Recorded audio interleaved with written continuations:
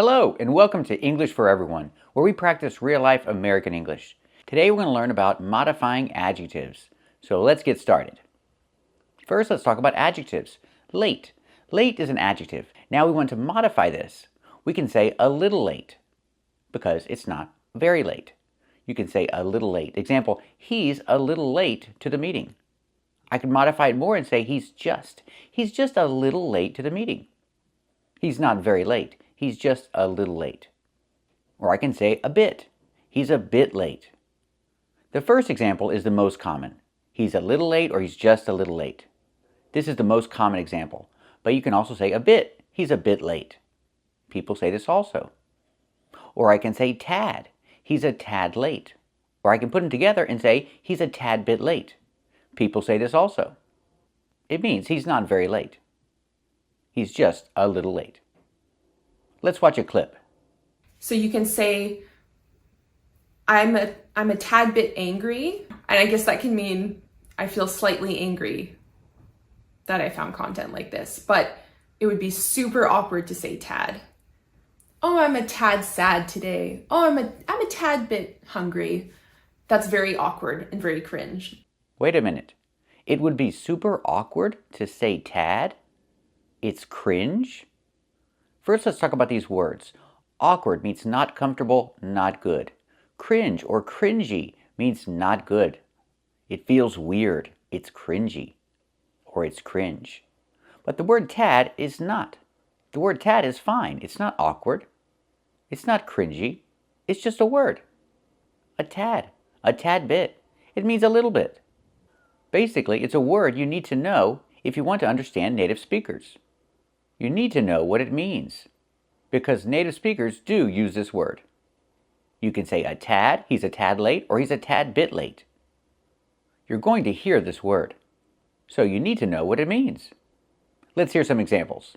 You know, Eddie, that might be just a tad harsh for women's wear. Well, if you really want to know, I'm a tad miffed. Why? Well, forgive me if I'm a tad gun-shy after my last date with my father. Now, if you could just move your truck so I could get out, I'm a tad late for work. This may be a tad bit disturbing, but we've just signed your wife on as a client. Right here you see Jessica Andrade. One of her personal best leg kicks now was a tad bit short. You're just a tad late. Looks like I am going to be a tad late for supper after all. Look, Horowitz, with all due respect, someone with as little experience as you is, let's just say it's a tad bit disconcerting. I think you're a tad late with your apologies, son. I'm running a tad late, Richie. Just a tad bit more. So remember the example. He's late, but he's not very late, so I can say he's a tad late, or he's a tad bit late. Let's practice. Is he a tad late? That's right, he's a tad late. Is he a tad bit late? That's right, he's a tad bit late. So we learned we can use the word tad. It's countable. We have to say a tad to modify an adjective. He's a tad late. Or in combination with bit, he's a tad bit late. People say it both ways. Thank you for watching and keep watching for more. Today you're going to learn some important expressions. Let's get started. First, this is not correct.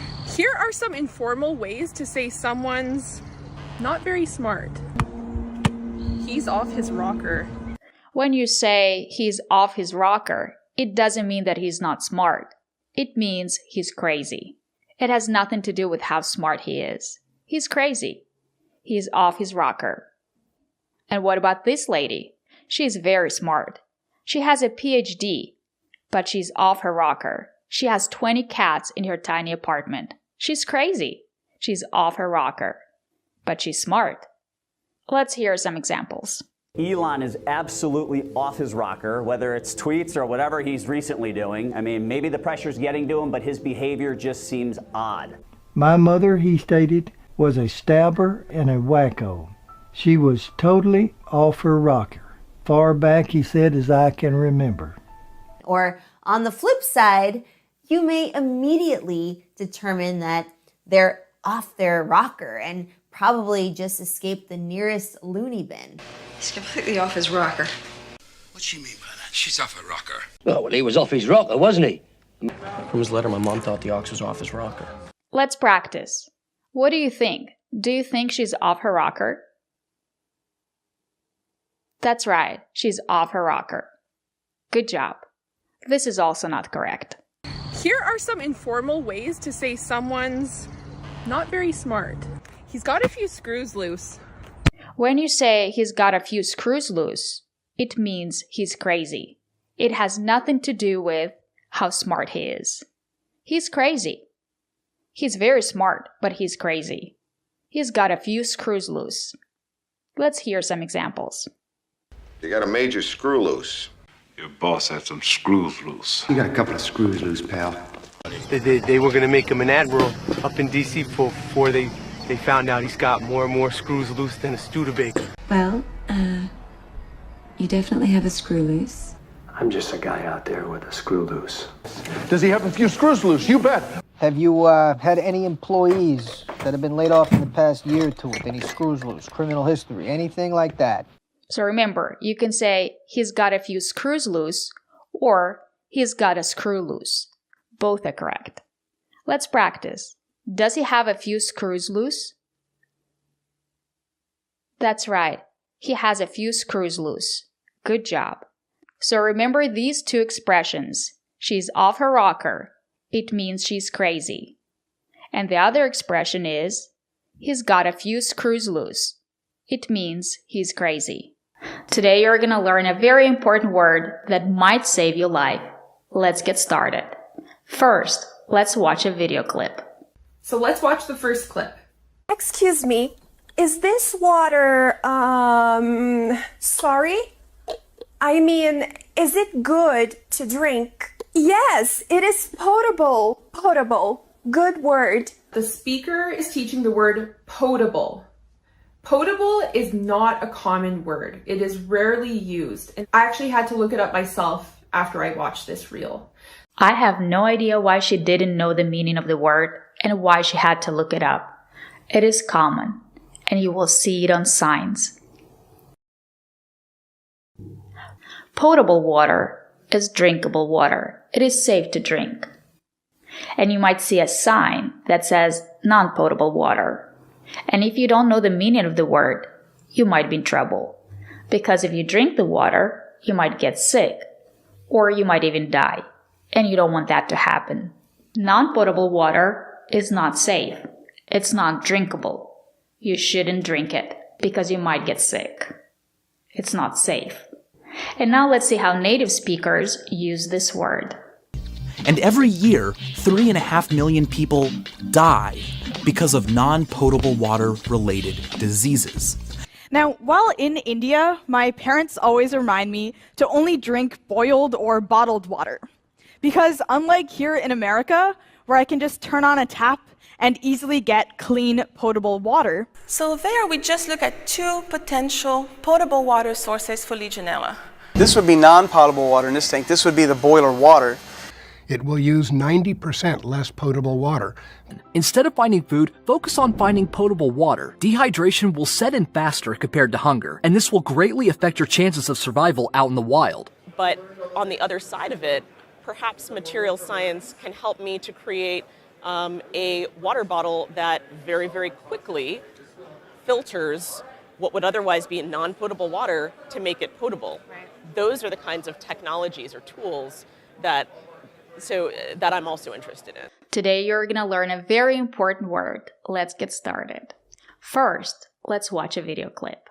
So in this video, we're going to review the content of 5 non-native English speakers and content creators, and we're going to give our honest opinions about the English content that's being presented. So let's get started. Let's go on to, number 4. Excuse me, could you bring me a fork, a knife, and a spoon? Flatware? Flatware, yes. Did you have anything that you thought might be problematic for someone maybe thinking about moving to the United States and learning English? Well, I mean, flatware, because actually, I don't know if somebody said you have flatware. Yeah. Now I'm wondering if flatware is actually silverware. So I mean, it's come to the point now that like these things, I'm just like, wait, or does that mean like pot, like a pan, like a pan to cook something? Is that flatware? Yeah. I don't know. Yeah. So it's like, yeah, we just wouldn't say this. And so do you think if someone, they were in a restaurant in the States and they asked for flatware without any sort of gesturing, would a server know what that meant? Let's say you don't have context. Let's just say a person's out in the middle of a field, and then you ask them, "Do you have any now you said cutlery? Do you have any flatware?" Yeah. At that point, I might think that this is some sort of tool to maybe dig something or build something like. Right. Yeah. So potentially problematic for learners. Yeah. Yeah. He's confused. He doesn't know what flatware means. It's not a digging tool. It's not a pan. This is flatware. You can also say this is silverware, or these are utensils. You can also say this is cutlery. The most common words are silverware and utensils. But Americans do know what flatware is. Not only do they know what it means, they also use this word in everyday English. So, excuse me, where can I find the flatware? Plastic flatware?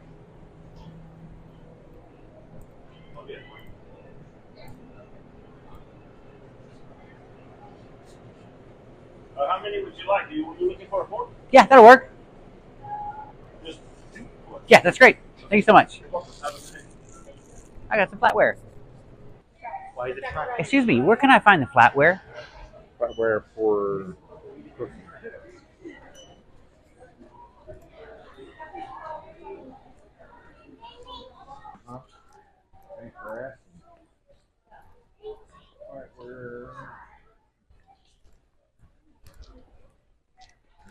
Here's the flatware. Here's the flatware. He knew what it meant.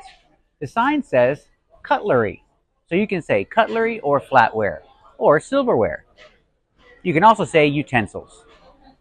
Oh, look, it's on the package. Flatware set. Flatware? Yeah, like plastic flatware. I think aisle 16 either.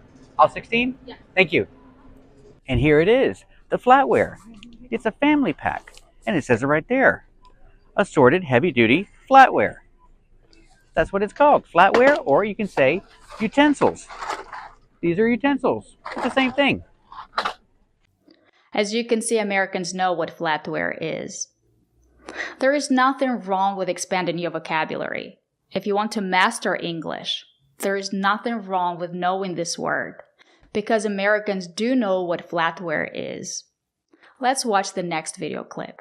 Flatware, but it's just, again, not a word that we use. Americans do not use this word? This is not correct. It's not true, because not only do Americans know this word, they also use this word in everyday English. Let's listen to some examples. You okay with the flatware that looks like bamboo? Sure. All right, JB, let's rock some china and some flatware. Does Willie Bank know you're stealing his gold flatware, Neil? This flatware is lovely. Mr. President, have you ever noticed how similar the Van Buren flatware is to the Buchanan flatware? Be on time and go steal the flatware. Yeah. And then I have gold flatware. Y'all know I love gold, so the gold flatware just...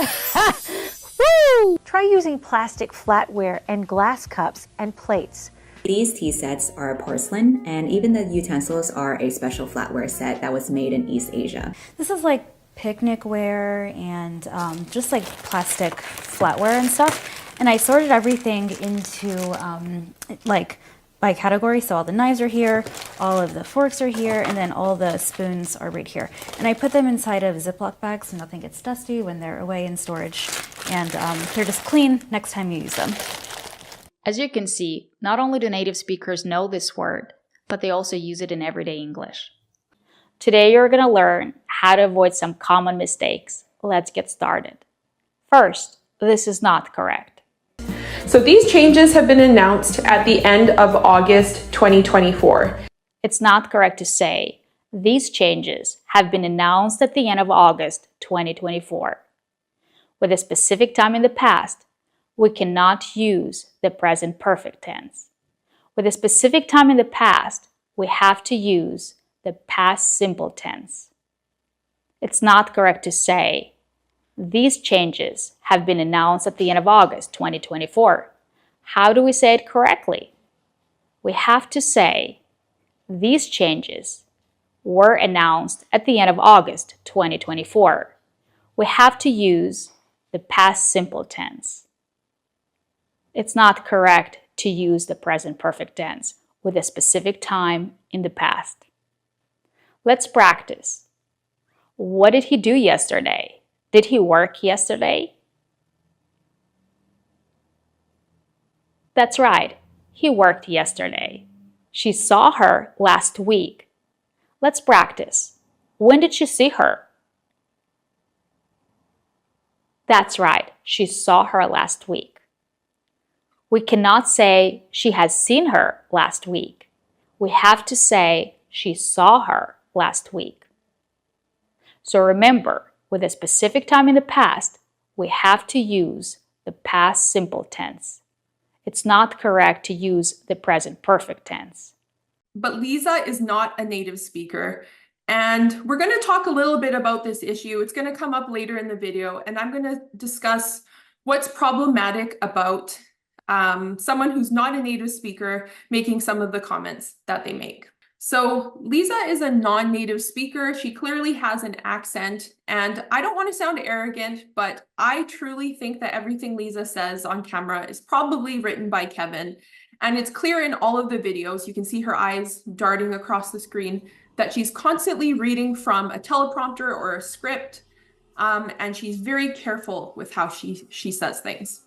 So any criticism coming from her should be taken, I think, with a grain of salt.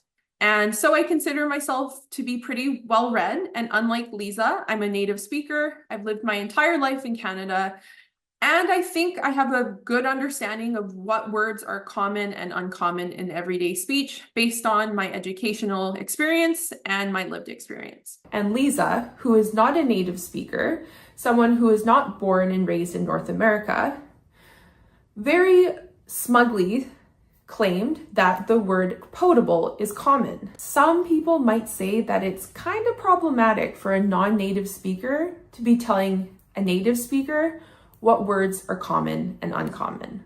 Today we're going to talk about some tricky pronunciation, so let's get started. First, this is not correct. In positive sentences, it is pronounced kin and is unstressed. In negative sentences, it is pronounced can and is stressed. Like and subscribe for more useful English info. This word is not pronounced can in a negative sentence. It's pronounced can't. We have to use a stop T. Can't. Not can, but can't. Listen to the difference. I can go? No, it's I can't go. We use a stop T. Put the tongue up and stop the air. Can't. Like that. That's the negative, and it is stressed. I can't go. That's negative. I can go? That's not right. And let's hear that first part again. In positive sentences, it is pronounced kin and is unstressed. Well, I can do that. I can do that? I can do that. This word is pronounced kin in a positive sentence and is not stressed. Well, it's not that simple. This word has 3 pronunciations. Sometimes this word is stressed, and we pronounce it can. Sometimes it's not stressed, and we pronounce it kin. And there's another pronunciation of this word, so keep watching for a complete explanation and to practice more with this tricky pronunciation. Today we're going to focus on American pronunciation and why it's difficult to understand Americans. Because it is. Let's take a closer look. Today we're talking about the pronunciation of can. If you have a positive statement that includes a verb, it's best to pronounce it kin. Example, I can do it. I can go. If it does not include a verb, then you say can. For example, yes, I can. But if it includes a verb, pronounce it can because it's not a stressed word. I can do it. I can go.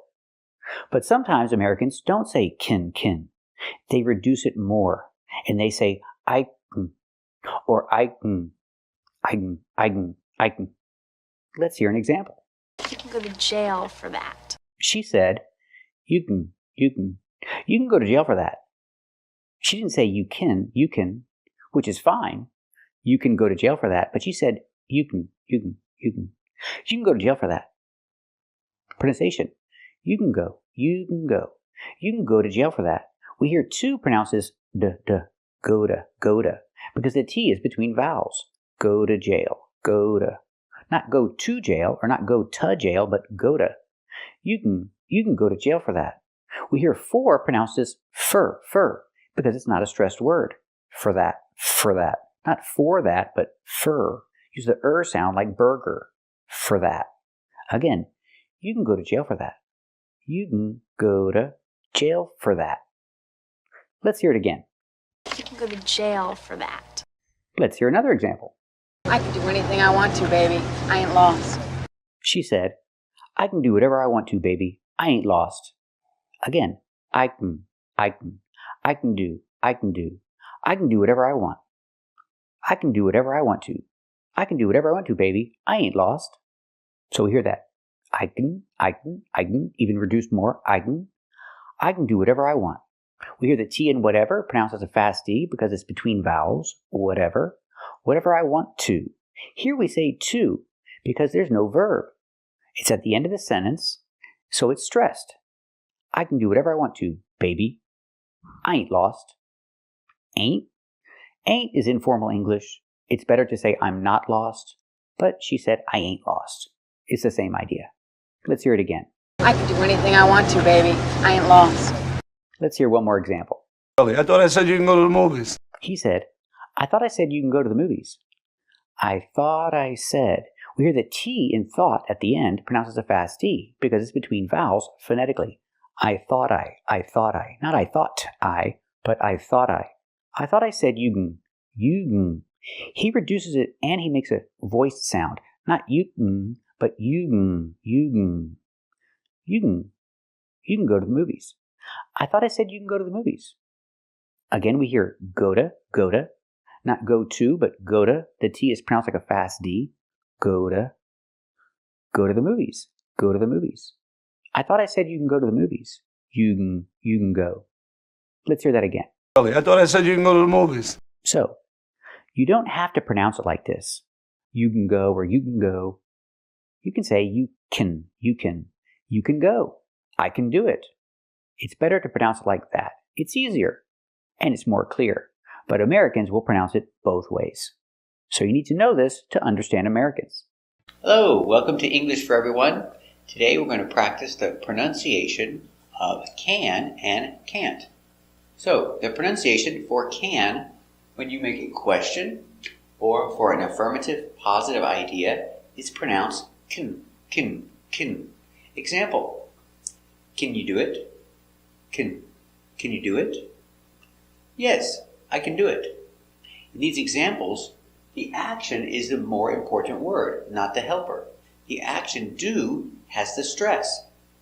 I can do it. Question, can you do? Can you do it? Also, this pronunciation, can, sometimes you hear can. You can go, can. You can go. Pronunciation for can, making a question, can you go? And for positive, I can go, I can do it. Ke, can, I can. I can go, I can do it. Pronunciation, can. Let's practice with some examples. Question, can. Together, can you swim? Question, can you swim? Very good. And the answer, yes, I can swim. I can. Together, I can swim. I can swim. I can swim. Very good. Another example. Can you come? Can you come? Yes, I can come. I can come. Another option, if you hear the question, can you come? You can give a short answer, yes, I can. In this case, can is the important word. There's no action. There's no verb. You finish with the helper can. So it is the important word, and you give the stress to the word. It's pronounced can. Yes, I can. For the short answer, yes, I can. Yes, I can. Pronunciation? Ka. The a sound before the n changes a little, not can, but can. Can. It's a little more closed and it's a little more nasal in your nose. Can. Can. Yes, I can. Yes, I can. So let's practice. Can you come? Short answer, yes, I can. Yes, I can. And the pronunciation of the negative can't. I can't go. I can't do it. It's stressed, so the negative is the important word. We pronounce it with the a sound. I can't go. I can't do it. And the T. The T is a stop T, so you don't hear t. We don't say I can't. We stop with the T up. We put the tongue up. I can't. I can't do it. I can't go. Pronunciation for the negative. No, I can't. I can't go. I can't do it. Ka. Remember the a changes a little bit. Can. Now the T. We don't say can't. We don't pronounce the T hard. We make a stop T. Can't. So just put your tongue up and stop. Can't. Can't. I can't go. I can't do it today. So the pronunciation with the stop T, I can't, with the tongue up, I can't go. I can't do it, is the most common pronunciation for the negative. But there are others. Sometimes you don't hear any T if you have a long idea. Example, I can't do it today. Maybe I can do it tomorrow. You don't hear any T. I can't do it today. But the most common is with the stop T with the tongue up, can't. I can't do it, especially for a short answer. If you have a short answer, put your tongue up, I can't do it today. I can't. Negative, he can't come. He can't come to the party. He can't come. Very good. Let's hear the difference between the positive and the negative. Positive, I can come. I can come to the party. I can come. Very good. Negative, I can't go. I can't come. I can't come to the party. I can't come. Very good. Positive, I can swim. I can swim.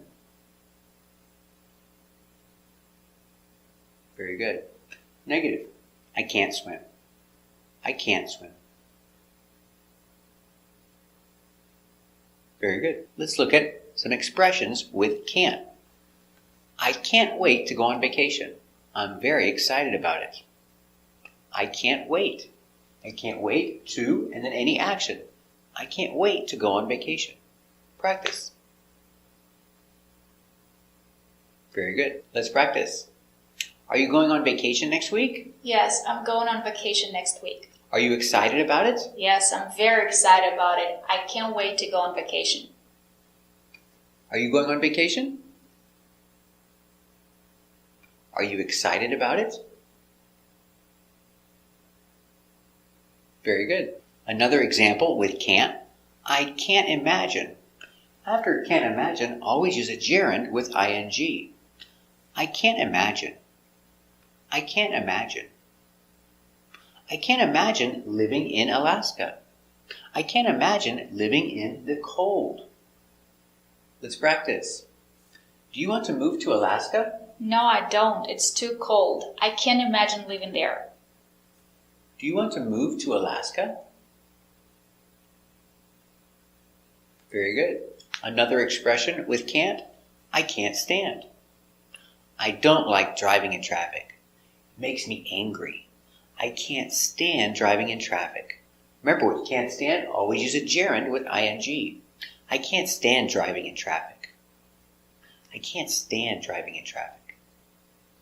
Do you like driving in traffic? No, I can't stand driving in traffic. Do you like driving in traffic? Very good. Another expression, thank you so much. I appreciate it. I can't thank you enough. I can't thank you enough. Very good. Your car is ready, ma'am. I really appreciate it. I can't thank you enough. You're welcome. Your car is ready. You're welcome. Let's practice. Can you drive? Yes, I can drive. Can you drive? Very good. Let's practice negative. Can he drive? No, he can't drive. Can he drive? Very good. Positive. Can you dance? Yes, I can dance. Can you dance? Very good. Let's practice negative. Can he dance? No, he can't dance. Can he dance? Very good. Can you run fast? Yes, I can run fast. Can you run fast? Very good. Let's practice negative. Can he run fast? No, he can't run fast. Can he run fast? Very good. Let's practice the short answer. Can you swim very well? Yes, I can. Can you swim very well? Very good. Can you come tomorrow at 6? Yes, I can. Can you come tomorrow at 6? Very good. Let's practice the complete answer with the helper pronounced can. I can sing. Can you sing very well? Yes, I can sing. Can you sing very well? Very good. Let's practice complete answer. Can you drive? Yes, I can drive. Can your son drive? No, he can't drive. He's only 14. Can you drive? Very good. Can she drive? Can her son drive? Very good. Thank you for watching our video. If you liked it, subscribe to our channel and practice more. Watch the video again, speaking and listening, and you will hear the difference. Thank you for watching. And if you like this video, subscribe to our channel. And if you want to become a member, click the join button. And we'll see you next time.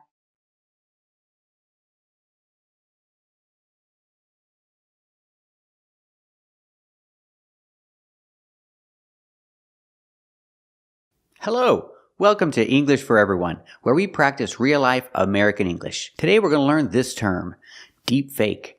It's a countable noun, so I can say, it's a deep fake, or they are deep fakes. So what is it?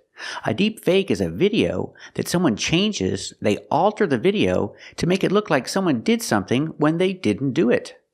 That's a deep fake. Let's see an example of a deep fake. This is a video that I never made. It was changed to make it look like I said something I never said. Didn't notice any mistake because there's no mistake. Police station, store, police station. Police station کجاست? The police station is between the store and the bank. So if Kevin can't hear that, he has to get his hearing checked. I never corrected that video. It was changed. It was changed to make it look like I corrected a video that I never corrected. That's a deep fake. Let's see another deep fake. Again, a video that was changed to present a false reality. Hey there, and welcome to English for Everyone, where we teach real-life American English. Today you're going to learn correct American pronunciation. Let's get started. First, this is not correct. Receiving access to Title I funds. We will ask all states to put in place a... The word is not pronounced X. There is no letter X at the end of the word. The two letters, S and K, make the sound sk, not x. The word is pronounced ask. not X. Let's listen to some examples. Lisa never corrected Obama's pronunciation. Someone cut the video to make it look like she did. That's a deep fake. Now let's watch the real videos that we made before they were changed. And keep watching until the end to practice real-life American English. First, this is not a mistake. Ah, it's snowing. Did you guys notice the mistake? Now let's watch a clip from a video that I posted on my YouTube channel last year.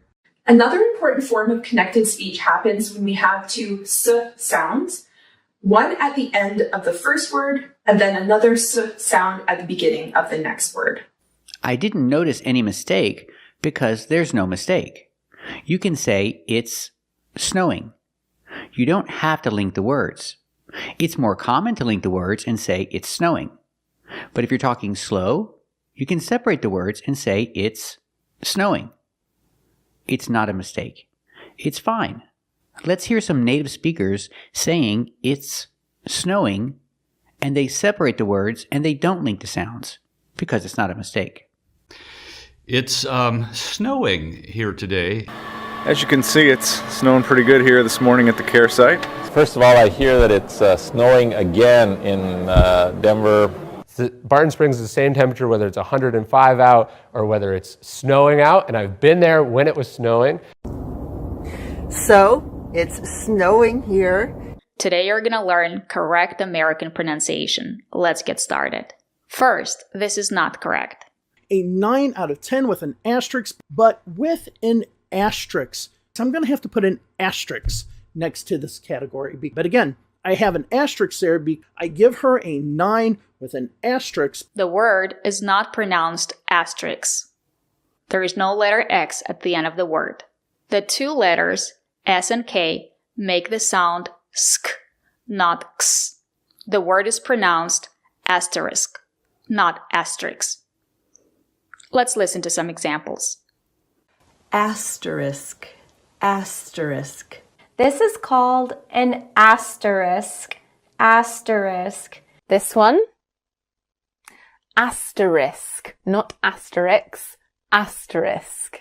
If you want to expand your vocabulary and avoid important mistakes, this video is for you. So let's get started. Let's watch the first clip. And I just want to say that the sentence, I didn't notice any mistake, is technically and grammatically incorrect. But we can't use any with a singular countable noun in a negative sentence. So we should either say, I didn't notice a mistake, or I didn't notice any mistakes. So which is correct? I didn't notice any mistake, or I didn't notice any mistakes? Well, they're both correct. If I'm speaking in general, I say I didn't notice any mistakes. But if I'm expecting one, and I don't see one, then we use the singular form. I didn't notice any mistake. This is also correct. We use this when you're expecting one, but don't see one. Example, I'm expecting a problem, but I don't see a problem. So I say, I don't see any problem. You can use a singular noun after any, in this case. Another example, I don't see any reason. I don't see any reason why. We can use a singular noun after any. Let's hear some examples. I don't see any sin. I don't see any mistake. I don't see any error. I don't see anything, any crime that he's worthy of being punished for. Alex, I don't see any problem there. Well, I don't see any problem here, Mr. Mitchell. Well, heck, I don't see any problem with that. At this point, I don't see any alternative. I don't see any margin at all, sir. But I don't see any reason why I should just sit here pretending I'm not home just because you're not that kind of girl. So, I don't see any reason for the children to stay in the hospital. I don't see any reason why I can't have both, Sheriff. So I don't see any reason why you can't try again in the future. How soon could I do that? David, I don't see any reason why you shouldn't say hello to Brandon. Let's watch another clip. He's telling people you can't say, how long have you been learning English for? But actually you can, and it's a very common way. It's a very common question form, let's say. It's not common and it's not correct to say, how long have you been learning English for? It sounds bad. You might hear a native speaker say it, but that doesn't make it right, and that doesn't make it sound good. It still sounds bad. It's like saying, I don't see nothing. You'll hear a lot of Americans say that, but that doesn't make it right, and it doesn't make it sound good. It still sounds bad. Don't say I don't see nothing. Say I don't see anything. It sounds better, don't you think? And don't say how long have you been working here for? How long have you been working here for? It sounds bad, don't you think? It should be how long have you been working here? That sounds much better. How long have you been studying English? How long have you been learning English? How long have you been studying English? How long have you been studying English? How long have you been studying English? Great question to know the answer to. Your answer should be, I have been studying English for blah, blah, blah years, or blah, blah, blah months, or blah, blah, blah weeks. So don't say how long have you been working here for? It's not correct. And this is also not correct. Like, I don't even know where this comes from. Like, I can't even fathom where this thought is. Now, everything else he says is correct. It's not correct to say, I can't phantom. A phantom is a ghost. We need to use the verb fathom. I can't fathom. It means I can't understand. Let's listen to some examples. Stand this. I just can't fathom it. Jerry, for some reason that I can't even begin to fathom, you really believe all this stuff, don't you? And it's hard to fathom the fear and turmoil and uncertainty that you experience. They swim faster than a torpedo and likely possess physical endurance that we can hardly fathom. This is also not correct. That is wrong. That is incorrect. She is teaching absolute incorrect English. Let's go ahead and look at the next idiom. Next one is very common on social media. Spill the tea. Spill the tea. I've never heard of this. Is this like the British version of spill the beans? Because the meaning, according to her, is the same, but we say spill the beans. Nobody says spill the tea. We usually only say spill the tea when we literally mean that we spilled our tea.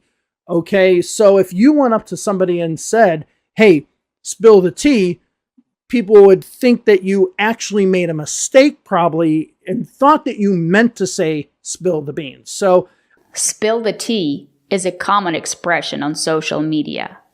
It means to gossip. And people use it a lot on the internet and on TV. Let's listen to some examples. To find it, we asked our friend Dr. Johansson from BSmart to spill the tea about our ape-like ancestors. Okay, so spill the tea. How is this different? Well, how much time do we have? 1 minute. That's all the time I need. Start the clock.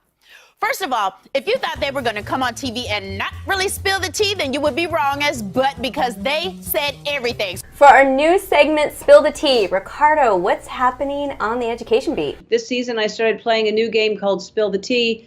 This award is given to the contestant who shared the best secret about themselves, and the award goes to... Open the envelopes. The winner is Carol for her first appearance on Spill the Tea. Let's see. Well, dude, as they say, spill the tea. How did your date go? Spill the tea. Spill the tea.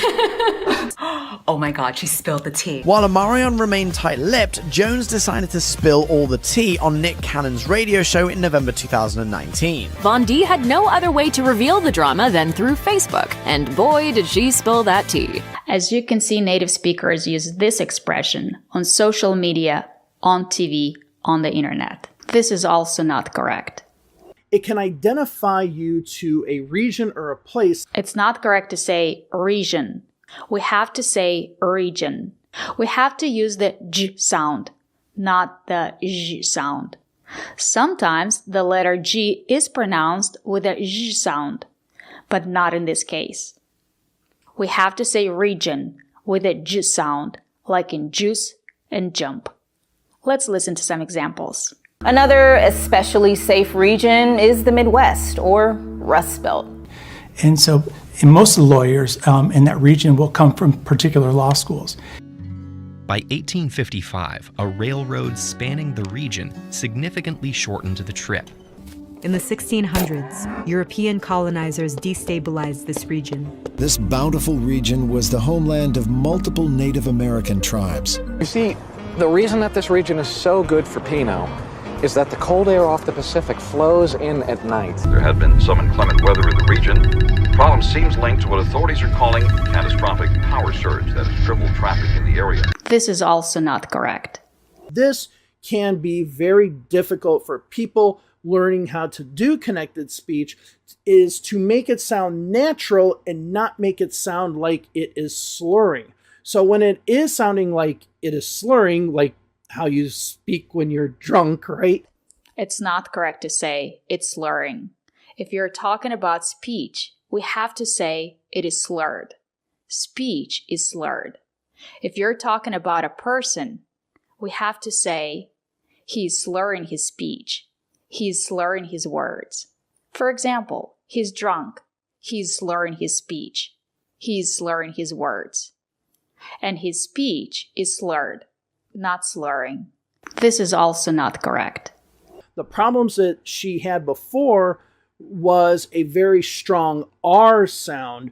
It's not correct to say the problems that she had before was a very strong R sound.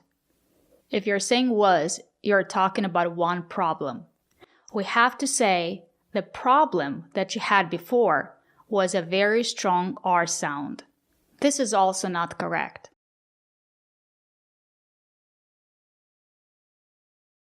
It's not correct to say showing television clips aren't proof. We have to say showing television clips isn't proof. It's not about clips. It's about showing. Showing is a gerund. We have to say showing television clips isn't proof. This is also not correct. They are mistakes. I'm not going to deny that. They are mistakes. There's no doubt about that. But they seem to hark on it a little bit too much. It's not correct to say hark on. We have to use the phrasal verb harp on. It means to talk about something repeatedly in an annoying way. For example, his room is really messy. His mother is always telling him to clean up the room. She is always harping on it. Let's practice. His room is messy. She is always telling him to clean it up. Is she always harping on it?